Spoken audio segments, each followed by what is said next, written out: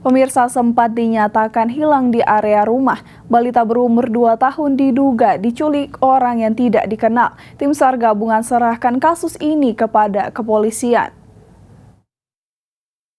Echa Putri, balita berumur 2 tahun yang pada Sabtu 22 Oktober 2022 dinyatakan hilang di Kelurahan Kima Atas, Kecamatan Mapanget, Kota Manado, diduga diculik oleh orang yang tidak dikenal.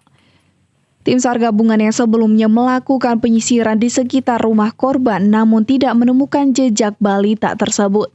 Hingga akhirnya tim SAR melakukan pengecekan CCTV di tetangga korban dan menemukan indikasi penculikan. Ya, baik terkait dengan operasi SAR kondisi membahayakan manusia, satu orang anak balita yang dikhawatirkan hilang di perkebunan Kelurahan Koka, Kecamatan Mapanget, Manado.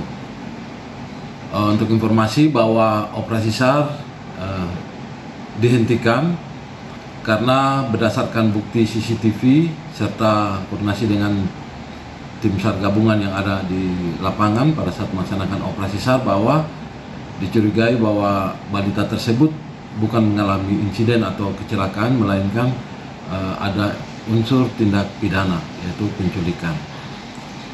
Berdasarkan hasil dari CCTV di beberapa tempat yang menandakan bahwa dan sudah dikonfirmasi oleh pihak keluarga bahwa betul itu adalah balita yang kemarin sempat dinyatakan hilang.